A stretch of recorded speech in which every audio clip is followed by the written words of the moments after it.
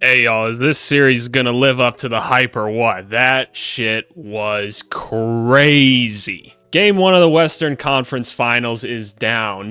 Dallas Mavericks on top, 108 to 105. We said that this was going to be a good series, and man, if we get 7 games like this could go down as one of an all-time classic series. Absolutely electric game from both sides of the ball. Obviously, Minnesota Timberwolves kind of falling apart there, seemed to run out of gas a little bit. All the credit in the world to the Dallas Mavericks, who kind of just took advantage of what Minnesota did in terms of like adjusting game plans and everything midway through the game in kind of a suspicious way. And we'll talk about it a little bit, but a little bit confused what's going on. And I know on the broadcast, Stan Van Gundy was really talking about it, and he was doing a really good job of explaining a lot of what I was thinking during the game. Like, I thought it made a ton of sense what they were doing by blitzing the ball handler. What blitzing the ball handler means is that the guy that's setting the screen, his defender is kind of coming up and pushing that guard that's getting the screen for outside towards like the wing or something like that, so that he's forced to take a wider angle.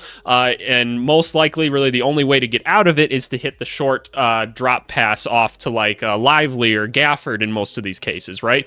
The reason I like that is because it makes guys like Gafford and Lively have to now become playmakers and decision makers. I think when you put those guys in those positions, that's going to lead to success. That's what was working a lot in the first half. And then for whatever reason, they stopped and they switched to drop coverage, which is Rudy's preferred system, right? But it just was not working. They were getting lobs. They were getting all these floaters and everything. Luka's making mid-range shots at the end of the game. I just don't think that was the right call to switch to that. It didn't make any sense to me. Luka obviously was a little bit cold to start this game, ended up getting going.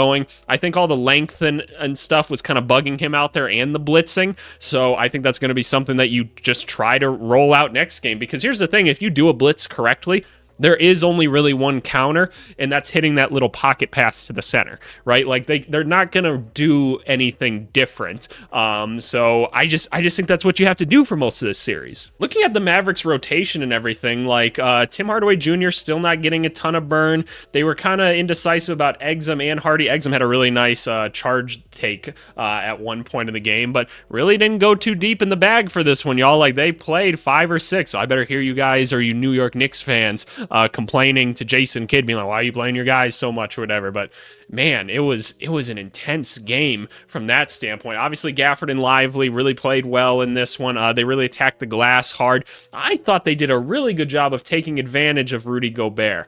I don't think Rudy Gobert had a great game all said and done. He had some really good moments, but again, I felt like he was kind of late on rotations. He wasn't adjusting to the play very quickly.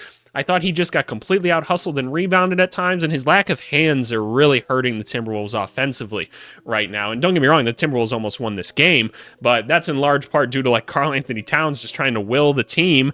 Kyle Anderson obviously had some big moments for him off the bench. Jaden McDaniels had a really nice start to the game, and then he kind of cooled off a little bit more. I'd still like to see Jaden McDaniels. Like, he hit a lot of those threes today. That's awesome, right? Like, we still want him to take his open threes if he's going to hit them.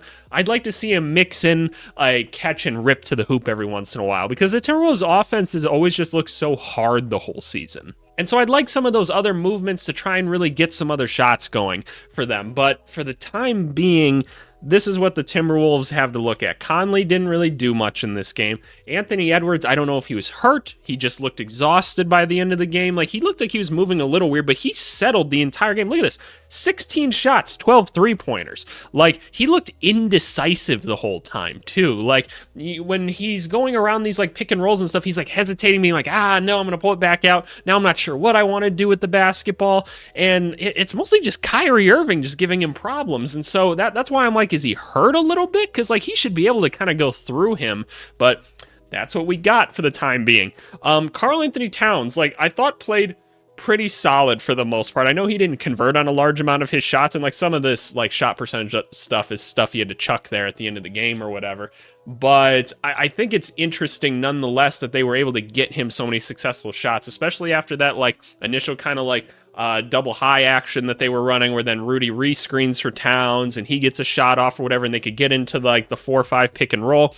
I thought that was a pretty cool little action that seemed to be working for the most part, but it wasn't enough at the end of the game. But here's the rotation adjustment that I would make. I think you're going to have to decrease Rudy's minutes a little bit if this is how he's going to play, because you're not getting the defensive impact out of him that you think you're getting. And offensively, he's pretty useless right now. I need to see more Naz Reid, Karl Anthony Towns. I don't want to see Naz Reid, Rudy Gobert. Let's let Towns go back to the center a little bit. He can play the blitz coverage that way, so he stays involved in the defense. He can be a big physical wall for Luka to run into each time. That's totally fine. You got guys like McDaniels then that are a part of it. Edwards and Conley can be showers for when they try to swing the ball back around. I think that's cool.